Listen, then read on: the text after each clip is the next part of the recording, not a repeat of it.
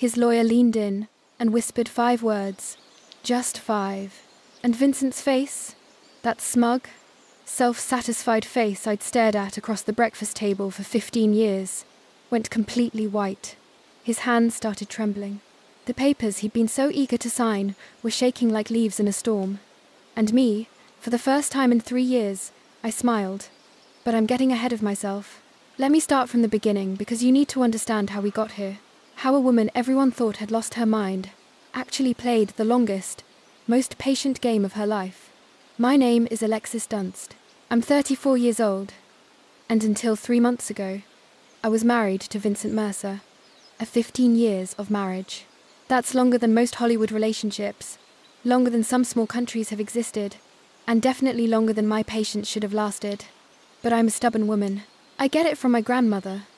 I met Vincent when I was 17. I'd graduated high school early, not because I was some genius, but because I was practical and motivated and really, really wanted to get out of my parents' house. I got a job at Henderson and Price law firm as a file clerk. Minimum wage, maximum paper cuts, but it was mine.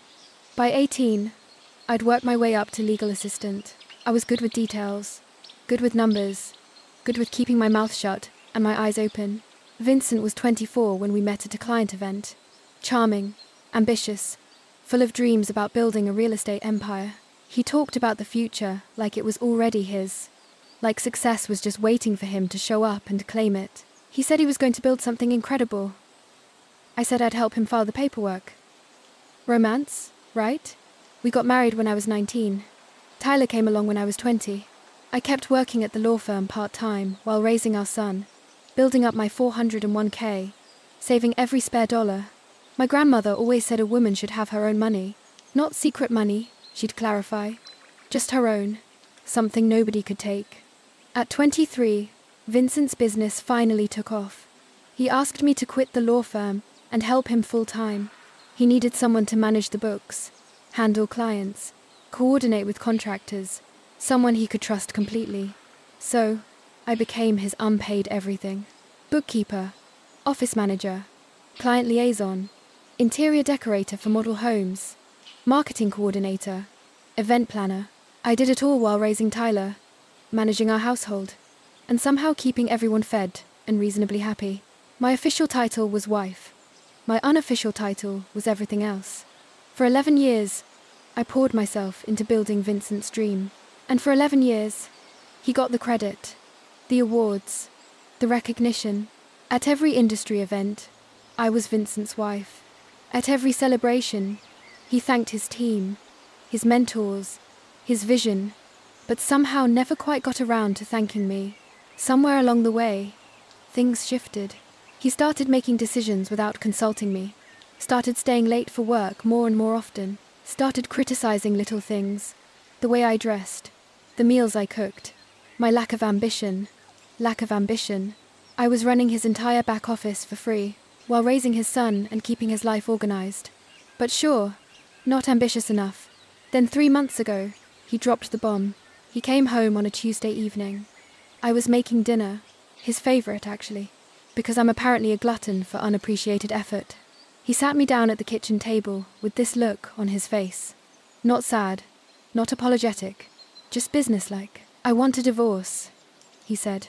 And then, I want the house, the cars, the business, everything. You can keep Tyler. He said it like he was ordering from a menu. I'll have the assets. Hold the child. Thanks. Keep Tyler, like our 5-year-old son, was a leftover pizza, like he was an inconvenience being graciously allowed to stay with me. I just stared at him. 15 years of marriage, and this was how it ended at our kitchen table, between the salt shaker and the butter dish, like I was just another item he was discarding. What I didn't know, in that moment, what I wouldn't find out until later, was that Vincent had been planning this for months. He already had a lawyer, Harold Whitfield, expensive and experienced. He'd been building his exit strategy while I was meal prepping and scheduling his dentist appointments. I'd been blindsided by a man I'd trusted with everything. The next day, his mother showed up. Lorraine Mercer, a woman who had treated me like the help for 15 years, arrived with her perfectly styled hair and her perfectly practiced sympathy face. She patted my hand and told me I should have tried harder to keep him happy. Men have needs, dear, she said, like she was explaining something complicated to a slow child. Lorraine's advice on marriage was always fascinating, considering her husband spent 7 days a week on the golf course, specifically to avoid being in the same room as her. But sure, I was the problem. That first week was a blur. Vincent moved me to the guest room. He had documents drawn up, settlements proposed, timelines established. Everything was moving so fast, and I felt like I was drowning. Everyone saw a woman whose world had just collapsed, a wife being thrown away after 15 years of service, a victim who didn't see it coming. But here's the thing. What Vincent didn't know, what nobody knew, was that I'd found something 3 years ago, something buried in his own financial records, something he thought was hidden forever. And I'd been quietly, patiently preparing ever since. Before we continue, if you're enjoying this story, please hit that subscribe button and tell me in the comments where you're watching from and what time it is there. I read every single comment. Thank you. Back to the disaster. Within a week of the announcement, Vincent had completely taken control. The guest room became my permanent residence in what used to be our home. My closet shrank from a walk-in to 2 small sections. He graciously allowed me to keep. The message was clear. This isn't your house anymore. Within 2 weeks, he started bringing her around. Brittany Sawyer, 27 years old, worked at his company. Of course, she did. She had that Instagram perfect look. Blonde highlights, perfect nails, yoga pants that cost more than my weekly groceries. She walked into my kitchen like she owned it, wore my apron, my grandmother's apron, while making smoothies in my blender. She was younger than my marriage, younger than my favorite handbag, but she made amazing smoothies, so I guess that's something. Vincent paraded her around like a trophy. They'd sit on my couch, watch my television, eat off my plates. He'd put his arm around her right in front of me like I was furniture, like I'd already disappeared. The humiliation escalated daily. First, he cancelled my personal credit card. We need to separate finances, he said, like he was being reasonable. Then the joint card. Then he suggested I should probably find somewhere else to stay while we sorted things out. My own home. And I was being asked to leave. Lorraine came over to help me pack. And by help, I mean she went through my belongings and decided what I deserved to keep. Old clothes, fine. Family photos, some of them. My grandmother's recipe box. She hesitated on that one like she was considering claiming it for herself. What I was not allowed to take. Any jewelry Vincent had bought me over 15 years. Any furniture I'd picked out. Anything of value. Those were marital assets, Lorraine explained. And Vincent was entitled to them. She packed my things in garbage bags. Not boxes, garbage bags. Like I was trash being taken out. Through all of this, I had one person I thought I could trust. Diane Holloway. We'd been friends since high school. 20 years of friendship through boyfriends and breakups and babies and everything in between. She was the first person I called after Vincent's announcement. She was so supportive, always checking in, always asking how I was holding up, always ready to listen. She'd come over with wine and let me cry on her shoulder. She told me I deserved better. She told me Vincent was making a huge mistake. But something felt off. Little things. At first, Vincent seemed to know my plans before I made them. When I mentioned to Diane that I was thinking about fighting for the house, Tyler came home the next day, saying, Dad told him it wouldn't work. When I told Diane I was looking at apartments in a specific neighborhood, Vincent made a comment about that exact area being too expensive for me. Then it clicked. Looking back, I should have seen it years ago. The way Diane always lit up when Vincent walked into the room.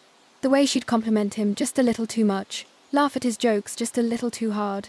She always asked about him first whenever we talked. How's Vincent? How's the business? Is Vincent happy? She'd been carrying a torch for my husband for 15 years. And Vincent, because he collected admirers, like some people collect stamps, knew exactly how to use it. He made her feel special, important, not like other women. He probably implied they'd get together after the divorce. Gave her just enough hope to keep her loyal. My best friend was his spy.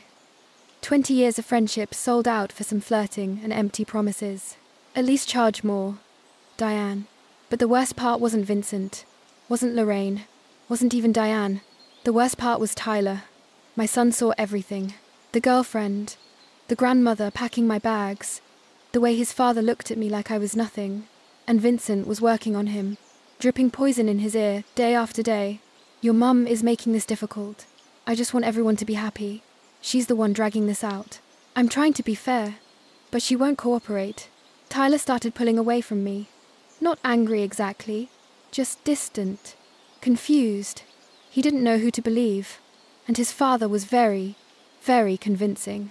I could lose the house. I could lose the money. I could lose everything. I'd spent 15 years building, but watching my son look at me like I was the problem. That was the knife. That was the wound that actually bled. I hired a lawyer, Nina Castellano, recommended by my old firm. 52 years old, sharp as a razor, absolutely no tolerance for nonsense. She reviewed my situation and laid out the battle plan. You helped build this business, she said. You're entitled to half of everything. The house, the company, the accounts. We fight. I looked at her for a long moment. What if I don't want to fight? Na stared at me like I'd started speaking another language. Like I'd suggested we send Vincent a thank you card and a fruit basket. She thought I was broken, depressed, too beaten down to stand up for myself. She had no idea. I moved into a small apartment with Tyler. 2 bedrooms, 1 bathroom, a kitchen the size of my old pantry. Half our boxes didn't even fit. They sat stacked in the corner of Tyler's room like a monument to how far we'd fallen.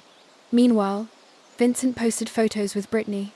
New chapter, new energy, blessed, he wrote. Lorraine commented underneath. So happy for you, sweetheart. You deserve joy, my sister called. Furious. You need a shark lawyer. Take him for everything he's worth. Everyone had advice. Everyone thought they knew what I should do. Everyone saw a woman who'd given up, who couldn't fight, who was letting her husband walk all over her. Everyone was wrong. Here's the thing about being underestimated. People stop watching you. They stop being careful around you. They stop guarding their secrets. And that's exactly when you learn everything you need to know. 3 years. That's how long I'd been carrying this secret. That's how long I'd known the truth about Vincent Mercer and his glittering, glamorous, completely fake empire. It started on a random Tuesday night, 3 years before the divorce. Vincent was working late again. He was always working late by then, though I didn't yet know what that really meant. I was going through the company books, reconciling accounts, doing the unglamorous work that kept his business running, and I found something strange. A transfer to an account I didn't recognize. Then another. Then a pattern. Money flowing out of our accounts into places I'd never seen before. I dug deeper. I stayed up until 3:00 the morning, following the trail. What I found made my blood run cold. Vincent had been taking loans against everything we owned. The house, our beautiful house that everyone admired, had 3 mortgages on it. The original loan of $400,000. A second mortgage of $350,000 taken out 4 years ago. A third mortgage of another $350,000 taken out 2 years ago. Total owed $1.1 million. Actual value of the house, $850,000. We were underwater by $250,000 on a home I thought we owned outright. The business was even worse. Lines of credit maxed out at $200,000. Back taxes owed of $85,000. Vendor debts of $120,000. Equipment loans of $75,000. The company Vincent bragged about at every party. The company that was supposedly thriving. It was drowning in nearly $500,000 of debt. Even the cars weren't real. All 3 were leased, with balloon payments coming due. We didn't own anything. We just had very expensive monthly obligations. I sat in my kitchen at 3:00 the morning surrounded by printouts and did the math. Total debt approximately $1.9 million. Total actual asset value, maybe $1.6 million. We were $300,000 in the hole, maybe more. But where had all the money gone? I kept digging. Over the following weeks, I traced every transaction I could find, and the picture that emerged was devastating. Cryptocurrency investments, $180,000, all lost. Gambling, $75,000, gone. An apartment I didn't know about. Rented for a woman I didn't know about. $60,000 in rent and furnishings. Lifestyle expenses that never made it home. Watches, suits, trips I was never invited on. Another $85,000. My husband wasn't building an empire. He was building a house of cards, with borrowed cards that were also on fire. We looked rich the same way a mannequin looks alive, convincing from a distance, completely hollow up close. My first instinct was to confront him, to scream, to cry, to demand answers, but I knew Vincent. I'd watched him operate for years. If I confronted him, he'd manipulate me. He'd explain it away, make me feel crazy for questioning him. He'd probably find a way to blame me for it. And worse, if he knew I knew, he might try to take control of my separate money too. See, I'd always kept a little something of my own. My grandmother's voice in my head. A woman should have her own money. My IRA from my law firm years. I'd rolled it over when I quit, but never touched it. By then, it had grown to about $180,000. That was mine, earned from my job, separate property under the law. And then there was Grandma herself. She'd passed away when I was 28, and she'd left me $340,000. Her will was specific.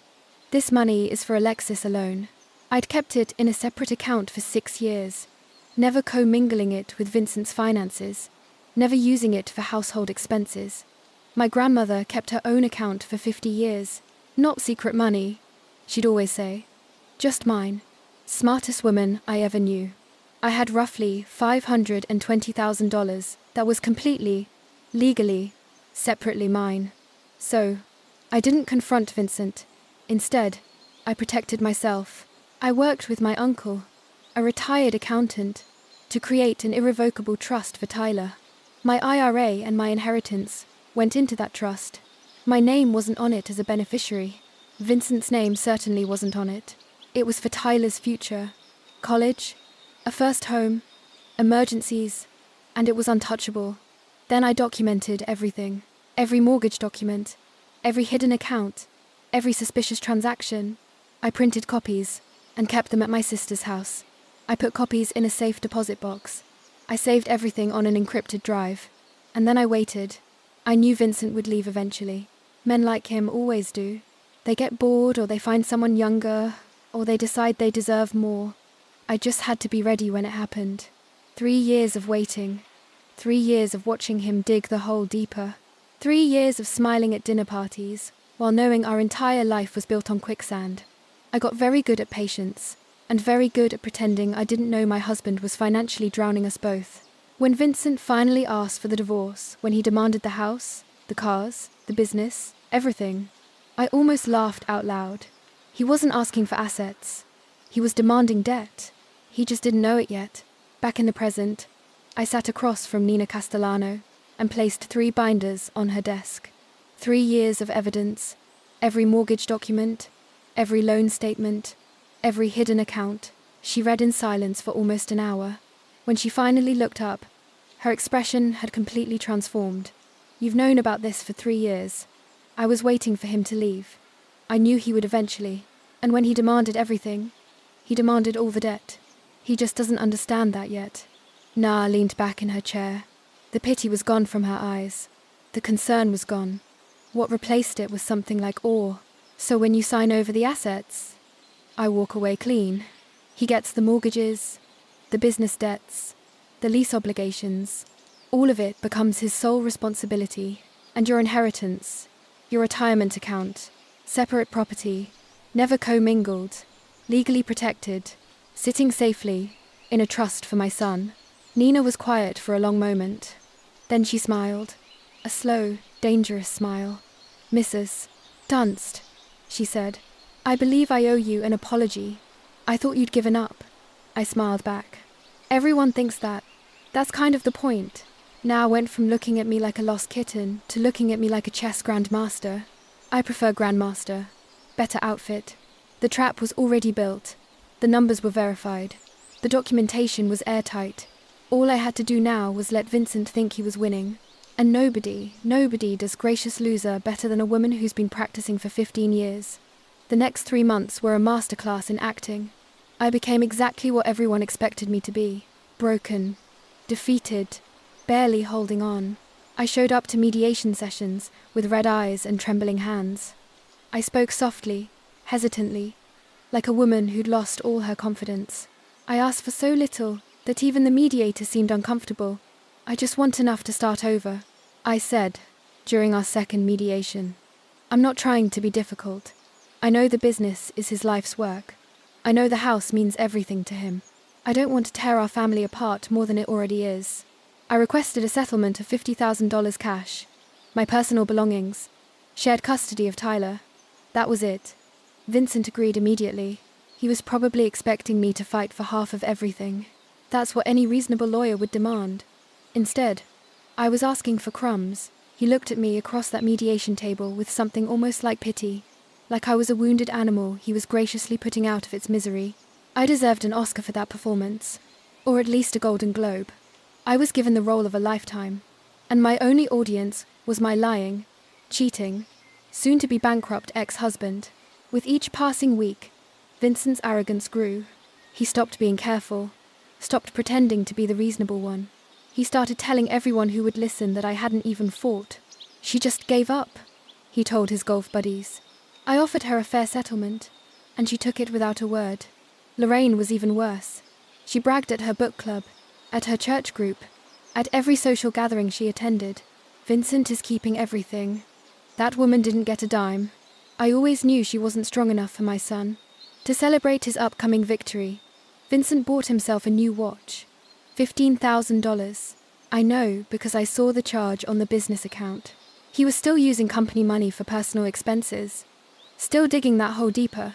He wore it to our next mediation session, making sure I noticed. He also took Brittany to dinner at La Maison, the French restaurant where we'd celebrated our 10th anniversary. He posted photos on social media. "Life is good when you're with the right person," he wrote. The right person. He meant the person who didn't know about his debt yet. Meanwhile, Brittany had started redecorating my house. New furniture in the living room, new art on the walls. She even painted my kitchen grey. She painted it grey. I spent 3 weeks choosing that sage green. 3 weeks of paint samples and lighting tests and driving myself crazy trying to get the perfect shade. And she painted over it with builder-grade grey, like it was nothing. Grey, like her personality, like her future with Vincent once she found out he was broke. Very fitting, actually.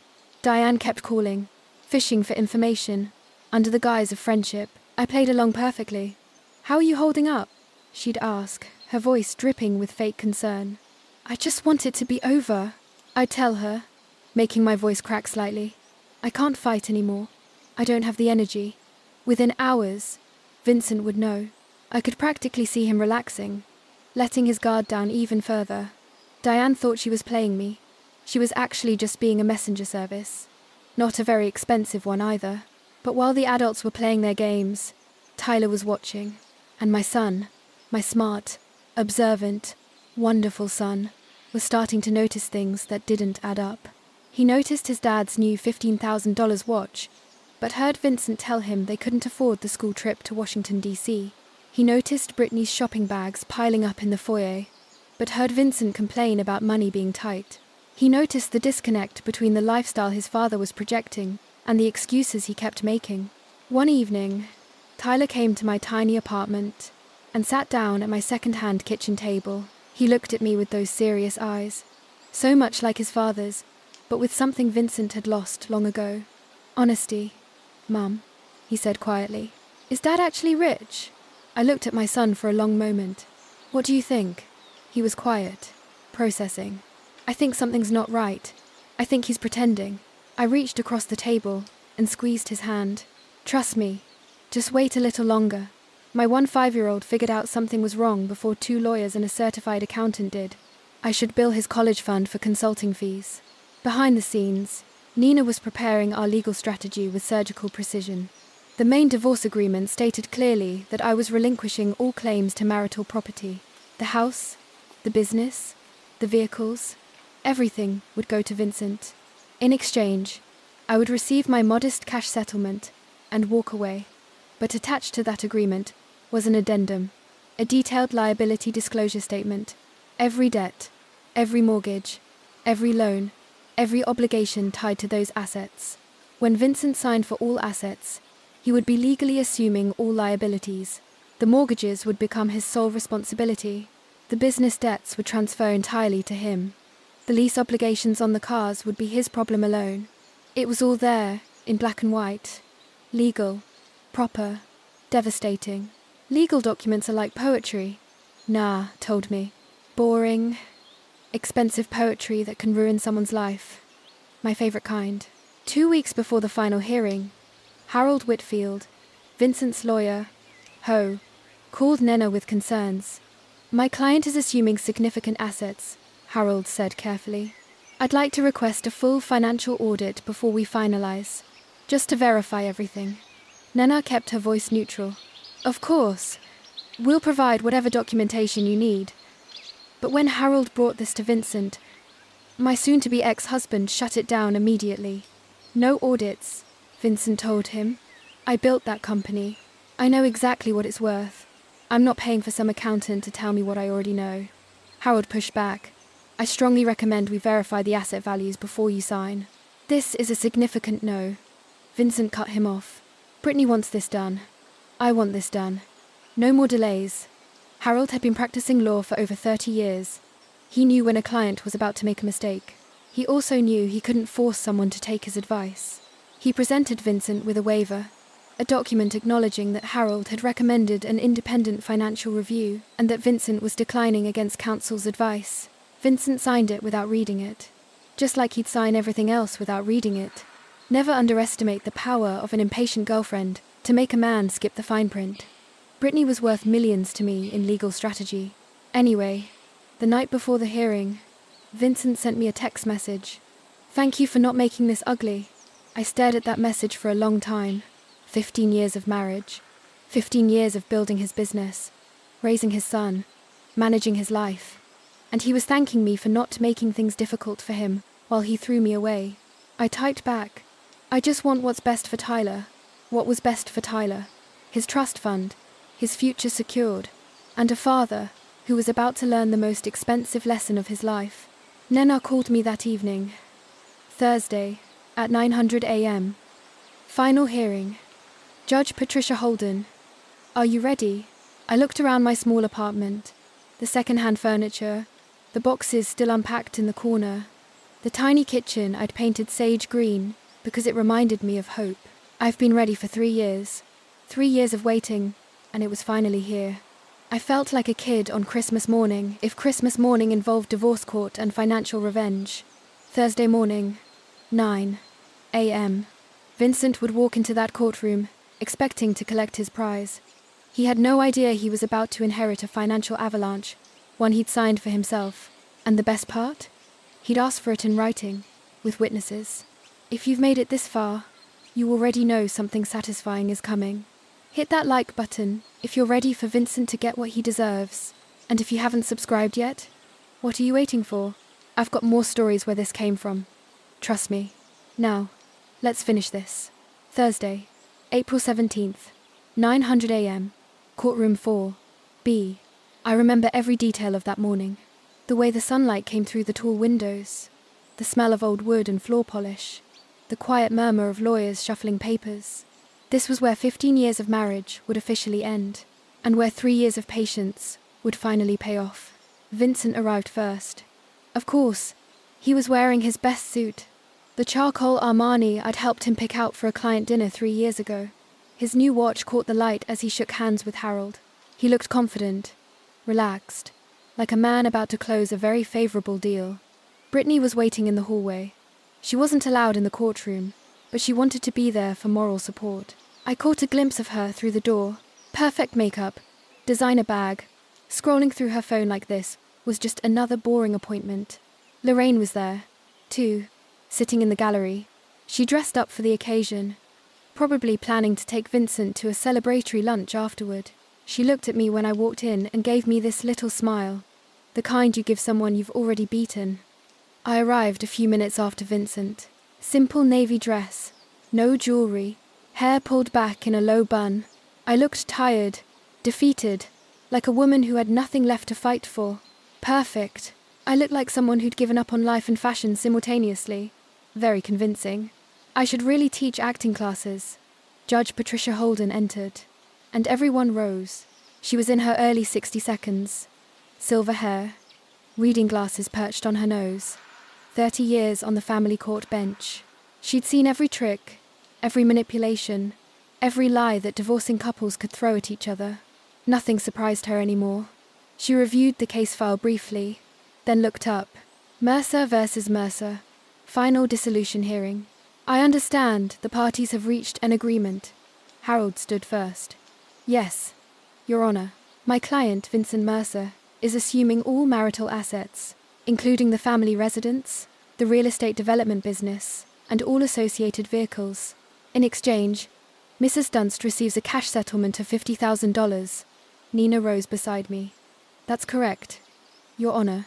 My client agrees to relinquish all claims to these assets and accepts the proposed settlement terms. Judge Holden's eyes moved to me. She studied my face for a moment, looking for signs of coercion. I imagined signs that I was being pressured into a bad deal. Mrs. Dunst, she said, I need to confirm that you understand what you're agreeing to today. You're giving up your claim to substantial property, the family home, the business you helped build. Are you certain this is what you want? I kept my voice soft, slightly unsteady. Yes, Your Honor, I understand. And you're entering this agreement voluntarily? No one is pressuring you? No, Your Honor. I looked down at my hands, then back up at her. I just want my husband to have everything he asked for. I want this to be over. The judge studied me for another long moment. I could practically see her internal debate, whether to push harder, whether to order a continuance, whether to protect me from what looked like a terrible decision. But I was represented by counsel. I was answering clearly. I was an adult woman making my own choice. Very well, she said finally. Let's proceed. The clerk distributed the final documents, page after page of legal language, signatures required on every third page. Vincent signed eagerly, barely glancing at what he was agreeing to. He wanted this done. He wanted to get back to his new life, with his new girlfriend, and his new freedom. I signed slowly, deliberately. Every stroke of my pen was careful and precise. This was the moment I'd been waiting 3 years for. I was going to savor it. Across the courtroom, I saw Vincent glance at Lorraine and smile. She nodded back approvingly. In the hallway, his phone buzzed. Probably Brittany sending encouragement. He checked his phone in court during his own divorce hearing. That's the kind of man he was. Meanwhile, Harold Whitfield was doing what good lawyers do, reviewing the complete document package one final time. Main agreement signed, asset schedule signed, settlement terms signed. Then he reached the addendum. Liability disclosure statement. I watched his face as he read, watched the confusion flicker across his features, watched him flip back a page, then forward again like he was hoping he'd misread something. He hadn't. Harold's face went pale. He leaned toward Vincent, trying to be discreet. Sir, he whispered, we need to talk. Vincent waved him off, still basking in his victory. Not now. We're almost done. Sir Harold's voice was more urgent. You're assuming all debt. Vincent turned to look at him. What? The liability disclosure? Harold whispered, papers rustling as he pointed. The mortgages, the business liens. It's all here. You're assuming personal liability for everything. For the first time, Vincent actually looked at what he'd signed. I watched his eyes scan the numbers, watched the colour drain from his face. House, $1.1 million owed. Market value $850,000. Business 480,000 inches combined debts. Vehicles 115,000 inches lease obligations. Additional personal liabilities 200,000. Total debt approximately $1.9 million. Net value of everything he just claimed. Negative $300,000. He hadn't won the lottery. He'd won the bill for it. Vincent stood up abruptly, his chair scraping against the floor. This isn't right. He looked at me, then at the judge, then back at the papers. She hid this from me. This is fraud. Judge Holden's voice was sharp. Mr. Mercer, sit down. These numbers are fake, Vincent insisted, his voice rising. She manipulated the documents. This is Mr. Mercer. The judge's tone left no room for argument. Sit down. He sat, but his hands were shaking. His confident smile was gone, replaced by something that looked a lot like panic. Judge Holden looked at the documents in front of her, then at Vincent. Mr. Mercer, I'm looking at the liability disclosure statement attached to this agreement. These are debts associated with assets you are claiming. Assets in your name, your business, your property. She fixed him with a hard stare. Are you telling this court that you don't know your own financial situation? Silence. Watching Vincent try to explain why he didn't know about his own debts was like watching a cat explain why there's a broken vase on the floor. Fascinating and completely unconvincing. Harold cleared his throat. Your Honor, I should note that I advised my client to conduct an independent financial review prior to this hearing. He declined. I have documentation. He produced the waiver, the one Vincent had signed without reading, the one that said in clear legal language that Harold had recommended a full audit, and Vincent had refused. Judge Holden reviewed it briefly. So, Mr. Mercer was advised to verify these figures. He chose not to. He signed a waiver acknowledging that choice. She looked at Vincent. Is that correct? Vincent was staring at the waiver like it was a snake that had just bitten him. I didn't, I thought. Is that your signature, Mr. Mercer? A long pause. Yes. Then you assumed this risk voluntarily. Judge Holden's voice was matter of fact. You had the opportunity to investigate. You chose not to. The agreement stands. Vincent turned to me, desperation breaking through his composure. You knew. His voice cracked. You knew about all of this. I met his eyes calmly. I was your bookkeeper for 11 years, Vincent. I knew about everything. His face cycled through emotions faster than I could count. Confusion, rage, betrayal, fear, and finally the one I'd been waiting for. Realization. The understanding that he'd done this to himself. I want to withdraw the agreement, Vincent said, turning back to the judge. I didn't understand what I was signing. This isn't fair. Judge Holden shook her head. Mr. Mercer, you signed documents before this court, stating you understood and agreed to all terms. You were represented by competent counsel. You declined additional review. Your wife did not hide anything. These are your debts, your mortgages, your obligations. She paused. The agreement is final. The gavel came down. Mrs. Dunst, you have your settlement. Mr. Mercer, you have the assets as agreed, along with all associated liabilities. This marriage is dissolved. I stood, smoothed my dress, picked up my purse. Then I looked at Vincent, one last time. He was slumped in his chair, papers scattered in front of him, his whole world collapsing around him. You said you wanted everything except Tyler, I said quietly. I gave you exactly what you asked for. I walked out of that courtroom without looking back. In the hallway, I could hear Vincent's voice rising, yelling at Harold, demanding to know how this happened, threatening lawsuits, Harold's calm responses. I told you to get an audit. I have it in writing. You refused. Through the glass doors, I saw Brittany's face change as she listened, saw her look at Vincent. Really, look at him, and see something other than the successful businessman she'd thought she was getting. She was gone before I reached the elevator. Moving fast, heels clicking on the marble floor, not looking back. Brittany's exit was faster than her entrance into my marriage. At least she was consistent. I stepped outside, into the April sunshine. The sky was blue. The air was warm. Somewhere behind me, my ex-husband was screaming at his lawyer about fairness and fraud, and how none of this was his fault. Ahead of me was a new life. Smaller than before, simpler, but completely, entirely mine. The collapse happened faster than I expected. Within 2 weeks, Brittany had moved out of the house, packed her things in the middle of the night, left a note that said, "This isn't what I signed up for." The grey kitchen sat empty. Within a month, Vincent tried to sell the house. But when you owe more than something is worth, there are no buyers, just banks, calling about missed payments, and realtors suggesting short sales. Within 2 months, the business started defaulting. Vendors filed lawsuits. The line of credit was frozen. The company that Vincent had spent 15 years building, the company I had spent 11 years supporting, was crumbling into dust. Within 3 months, Vincent was meeting with bankruptcy attorneys. The man who'd once bragged about his empire was now calculating which assets he could protect from creditors. The answer was almost nothing. Lorraine's perfect son was calling family members, asking for loans. showing up at relatives' houses with excuses and explanations. Nobody knew about the debt.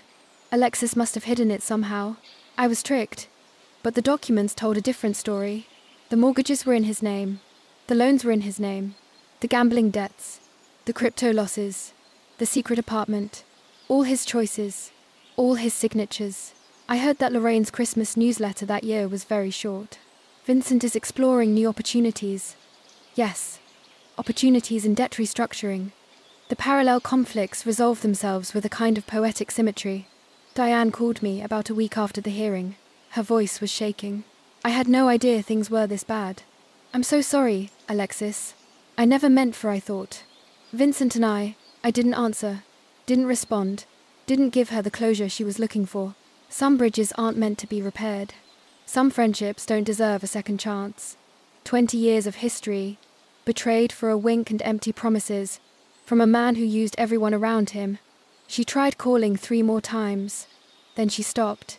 I imagine she's still waiting for Vincent to notice her. She'll be waiting a long time. Lorraine tried a different approach, going through Tyler. Tell your mother I didn't know about the money problems. Tell her I'm sorry for how I treated her. Tell her I want to talk. Tyler looked at his grandmother, the woman who'd packed his mother's belongings in garbage bags, who'd called his mother worthless, who'd sided with his father without a single question, and said, Mom's busy building her life. She doesn't have time for excuses. Lorraine wanted forgiveness. I wanted peace. Guess which one of us got what we wanted? Tyler, my wonderful, smart, observant son. He finally understood everything.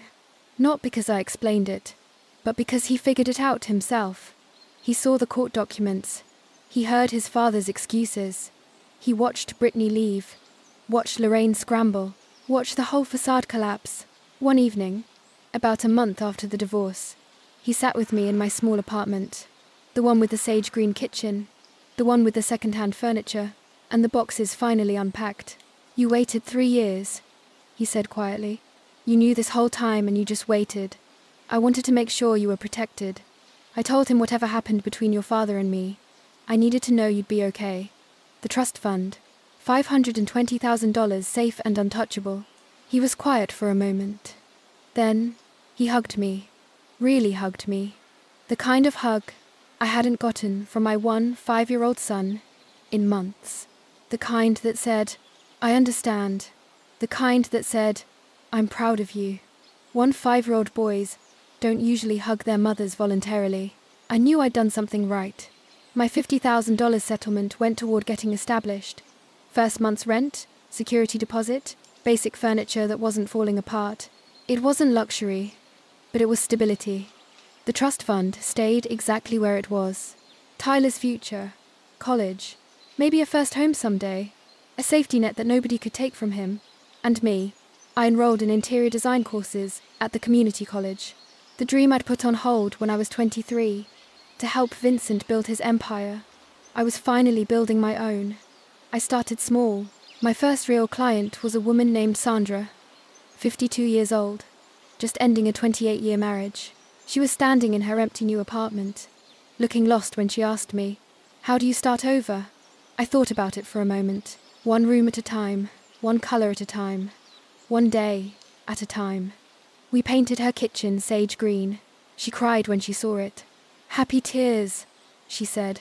The color of new beginnings. About 3 months after the divorce was finalized, Vincent showed up at my apartment. I barely recognized him. He'd lost weight, not the healthy kind. Dark circles under his eyes. His suit was wrinkled. His watch was gone. He looked like a man who'd been through a war and lost. He stood in my doorway, and for a moment, I almost felt sorry for him. Almost. I didn't know it was this bad, he said. His voice was, I made mistakes. I know that now, but I didn't mean for any of this to happen. I leaned against my doorframe and looked at him, really looked at him. This man I'd loved for almost half my life. This man who'd thrown me away like garbage. This man who was now drowning in the consequences of his own choices. Can we talk? He asked. Maybe we can figure something out. I don't know. Maybe we could. He couldn't even finish the sentence. Couldn't bring himself to ask for what he actually wanted. Help. My help. After everything. You asked for everything except Tyler, I said calmly. You got exactly what you wanted. Alexis, please. Goodbye, Vincent. I closed the door. He stood in the hallway for 10 minutes. I know because I watched through the peephole while eating ice cream. Best show I'd ever seen. 5 stars. Would watch again. That evening, after Tyler went to bed, I sat in my small living room and looked at my grandmother's photo on the shelf. The recipe box was next to it. The one thing Lorraine had almost taken. The one thing that mattered most. You were right about everything, Grandma, I said quietly. Keep your own money. Know your worth. And never let anyone make you feel small. The apartment was quiet. Small. Nothing like the house I'd lived in for 15 years. But it was mine. Every paint color, every piece of furniture, every decision, mine. And for the first time, in longer than I could remember, I was free. Thank you so much for watching. More of my most gripping stories are already on your screen. Click one now, and don't miss the best part. You will love it. See you in the next.